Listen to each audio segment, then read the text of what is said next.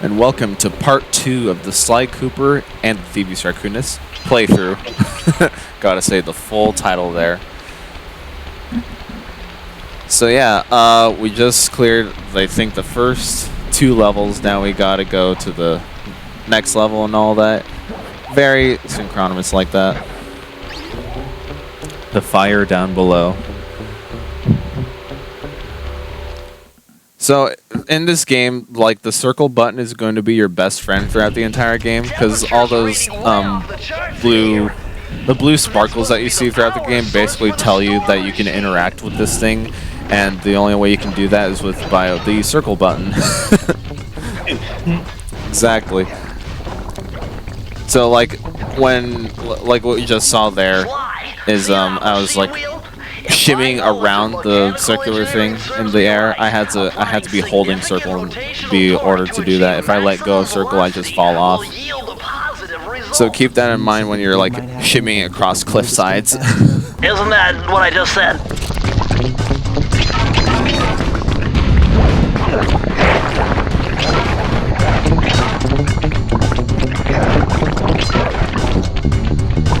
Then you gotta, and also interacting with these hooks, same thing. You don't have to be holding circle to do that, but that's just how you're gonna do it. Whee! Now I'm spinning around. Don't fall in the lava. Don't fall in the lava. Yeah. This world is basically, I wouldn't want to say the water world because there's lava in it. But it's basically. No, it's not even the swamp world, because that's a known separate world as well.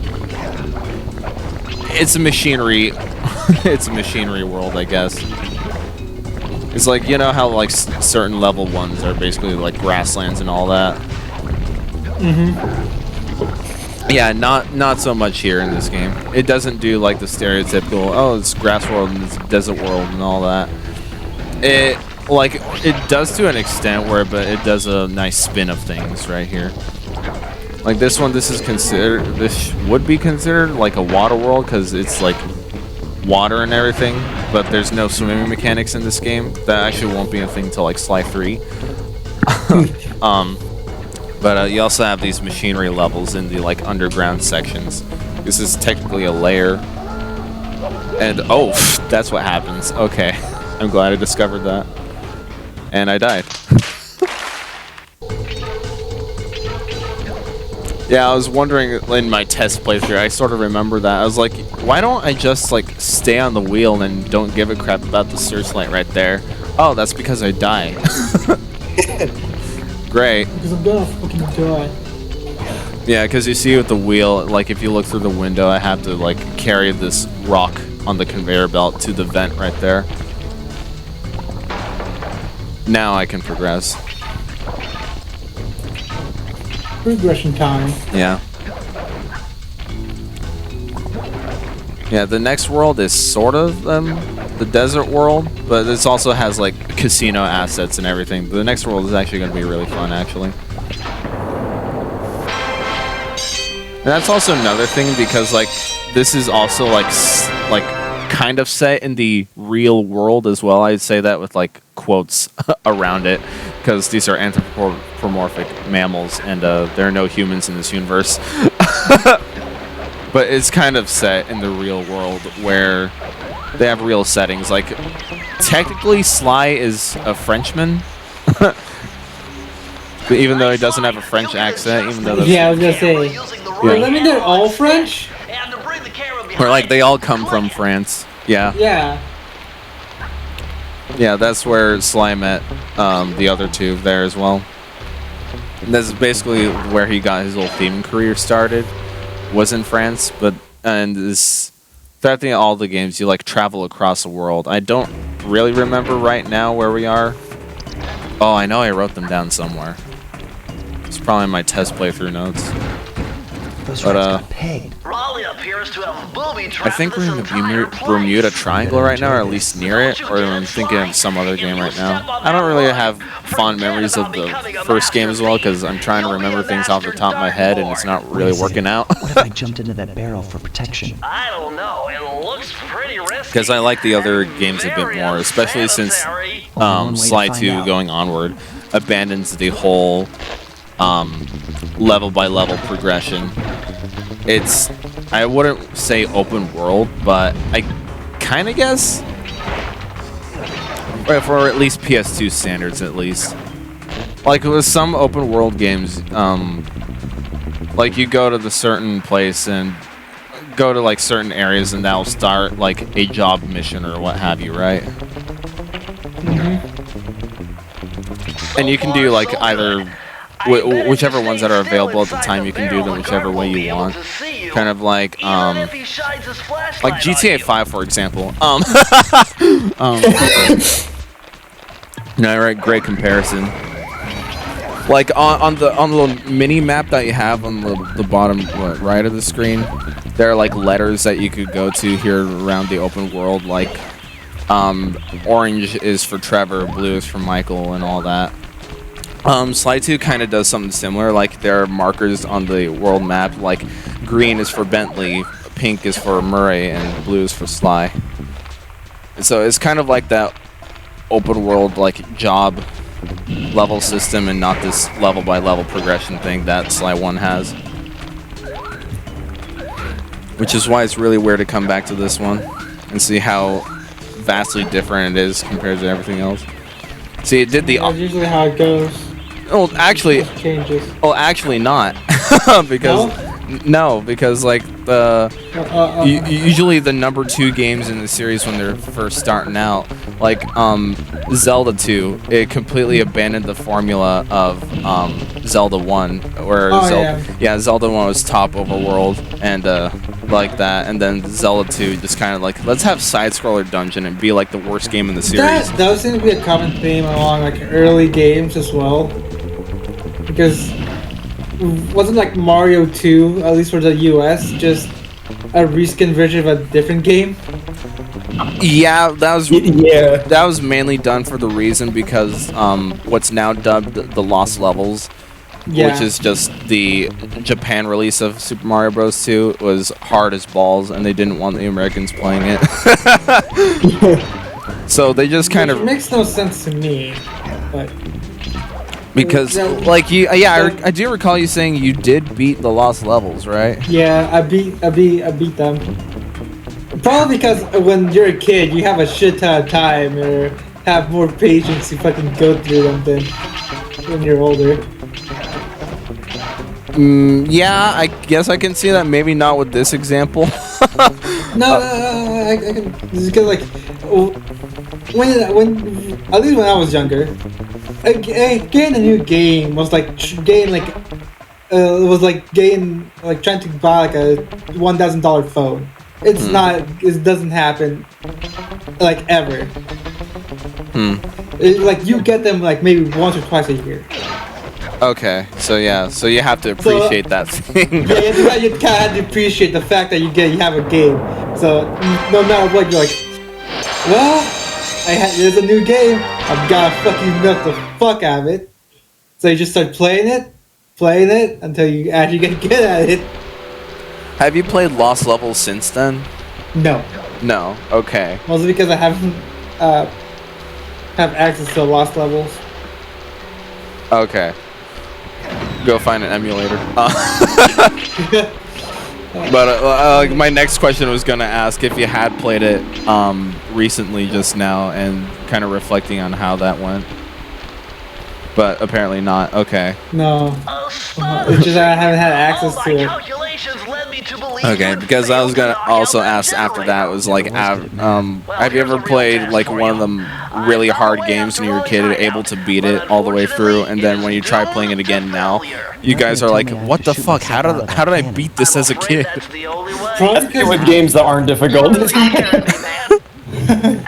I played a lot of stuff when I was younger. I don't know how I managed to do half decent at any of it. You show me those hollow what's-its? You mean my holographic markers? Yeah. And I'll swipe. Yeah, I don't understand. I'm like trying to think of a hard game that relatively hard game that I beat as a kid, and I tried playing it again. Oh yeah. I played fucking Mega Man Zero. Oh god. I was younger. Did you beat them? I beat the second one. Can you beat it now? No. I don't know why, but I just can't. I don't know if it's I just don't feel like doing it again, or if I just suck at the game. Yeah, I've been playing Mega Man Zero. Like the release, Oh yeah, it did get re-released, didn't it? Yeah, recently? it got re-released. In like a collection. Yeah. Zero Collection. I think it was called like Mega Man Zero Collection. Yeah, and it has like the 4 Zero games and the two DS games. I forgot the name. Yeah, it has the Zero games and it has the ZX games. Yeah, ZX games. Have you guys tried playing the ZX games? Not yet. Okay. Because I never played them myself, but I was thinking like, how exactly do you port a DS game to a console? Because the DS has 2 screens.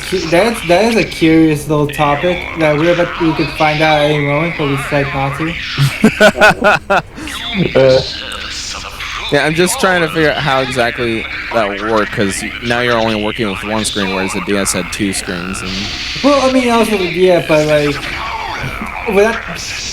They could probably just map it to a fucking other button, because this is like probably old DS where it only had the D-pad and whatever else. Okay, they could probably like instead. I don't know. They could probably map it to the D-pad since now we have a joystick. Well, I'm curious though as to what exactly either the Whether we should top speculate on something we can find or out either the top screen or the to. bottom screen had, because I've never played those games and I don't know what either the top screen or bottom screen had differently. Because either thing like a new shut up, Carlos. We could look up like a fucking video. Well, then like, do play the it. game. Fine. The ZX game didn't really have a whole lot going on the bottom screen. It would just be like extra information or like a shortcut button if you didn't want to use like you could press a button to like switch like different forms, or you could use the touchscreen as like a shortcut. So that's basically what it was used in the ZX games. So not really integral to the gameplay. No, not really. Okay. Okay, yeah, I just wondered because I didn't know if those games went like the route of like New Super Mario Bros, where it just had like extra things on the bottom of the screen, or if it went like the Sonic Rush games where the entire level is mapped to both screens. There's like some bits where it's helpful to use the bottom screen. Like there's one power up in one of the games that's like if you equip it in like a dark room, you get to like see the layout of it on the bottom screen when you normally couldn't on the top. Oh, really? Okay. Yeah, but other than that, I can't really think of any like instances off the top of my head where it's really necessary to have a bottom screen. Okay. I see. Yeah. That was probably kind of the problem for like developing games for the DS and 3DS. They just didn't know what to do with that other screen. With the bottom screen. Or the top. It could go either one if you wanted to do like a touch-centric game. Like, not even not even in town know exactly what the fuck they do with it. At least, yeah, some of them at least, yeah. Some of them. You know, Pokemon White version 2, like all it was used for was mostly for multiplayer shit. Oh, really? You found it, Yeah. Sly. Okay. This is where Raleigh's gang of crabs Yeah, I stashes kind of his do funky remember treasure. like when I briefly played Pokemon Moon. The bottom screen is basically just like a whole set of interface stuff. Well, like during the battles and stuff, Oh which yeah, could easily that part be was done. cool. That part was always cool. That's it. But it could easily be done with your buttons and everything. While firing at another. To earn a treasure key, I mean, you'll need to collect all 40 chests. I have my DS like literally next to me. I can quickly check how the interface was used for. Okay. Pokemon White version 2. Cool. And- Yeah. Isn't that the game you like showed me? You had like over 1,000 hours on it. No, it was only like 228 hours. No, 1,000 hours. No, that's ridiculous. I only had 200. I mean, 200 and 1,000 is a bit of a big number jump. Yeah. But still, like I said before, like when you're younger, you just have time with whatever game you're given. Yeah. So like you could tell that when I was given this Pokemon game, I was like, I'm gonna go ham. And that's all you ever play. Yeah, I mean, I think I continue to play it more sparingly around like middle school. I didn't play as much during middle school, but I still played it. And are you still playing it today? No. Okay. Because I was. Unless I want to like just go back to my Pokemon and then maybe do like a few Pokemon battles, but they're not like I don't do anything too intensive. Okay, I'm actually curious now since I've never actually completed a Pokemon game, because I'm not an RPG guy. Okay. Is there post-game content Yes. after you beat the story? Yes. Okay. I mean, from what I hear, yeah, there usually is. I wouldn't know since I've also never beaten Pokemon. Well, I was just curious because from like, okay, so it is 7 keys. Okay, so I was just curious that like the other few RPGs that I played, there is no post-game content, and the last save point is right before the final boss. God. Looking back on these, you can see how fucking shit the projection was. How photoshopped it all looks. What was I saying? I completely forgot I did that. That just makes it funnier. Yeah, it was mostly just used for Delightful. like multiplayer shit. Okay. Yeah, I mean, from what I've heard for like Pokemon and stuff. Usually, post game stuff is just like harder versions of like gym battles you've already done. Yeah. There's this fuck. There's this you can also try to find like some legendary Pokemons here and there, at least in this one. That's how I got like my Latias. This game, I just found it after I beat the game because it does give you access to a few new areas. And Bring it it's on. in White version 2.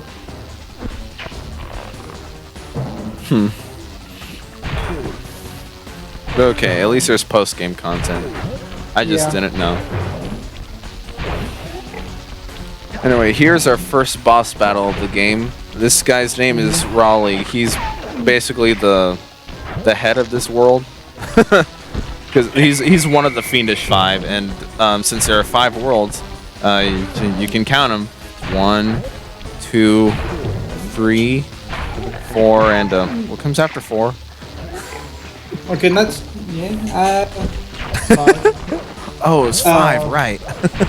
Duh, I'm dumb. Can't even count. So yeah, 5 worlds, 5 bosses, and that's basically how it goes. You face off one of them at the very end. After collecting, yeah, I was right, 7 keys, so you do have to beat all the levels in the world. But you can do them out of order, which is neat. This tongue attack always catches me off guard, because it is very quick, and remember, you die in 1 hit if you don't have any horseshoe charms. Yeah.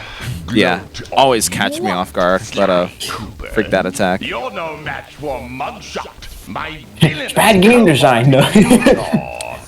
No, that's Sonic 2 Game Gear. What are you doing? Well guarded. A snake couldn't slither. But yeah, in after you without defeat setting every off boss, alarms. they'll basically say that like give a hint Raleigh's to where the section of next Thievius Raccoonus boss that you held need to go detailed instructions is, on how to perform and my so yeah. ancestor Ryoichi Cooper's Ninja Spire Jump. A technique he And so yeah, developed after you defeat a boss, you actually do read one of the pages and you gain an Finding a way ability off Raleigh's boat got a little tricky with the from that for the untimely main arrival story of course. Inspector Fox. Which for the first one, it's called a spire Busted jump Raleigh that and his he crew. learns from his ancestor Ryoichi, who is a playable character in Slice 4. With the storm He machine out basically of learns this commission, thing called both found their way back the onto spire ocean, jump, which and the mystery basically of the Lost doesn't Triangle really mean faded anything. from I memory. honestly don't feel that there's any difference. My gang and I loafed around England Especially for a while, after enjoying playing the like pleasant weather. I played. And then I think headed I back played home, the other Sly decided games for our before next Sly heist. 1, and Sly just has the spire jump automatically. So it was like, oh, there's a difference here. I didn't even notice. Nice. And I like how I didn't even add a fade out at the end of this. It just kind No, you of just didn't. kind of died. Alrighty then. But Not yeah. like I didn't do that for like like what 2 TMC5 episodes. I'm pretty sure. For a couple. I don't remember off the top of my head. Yeah.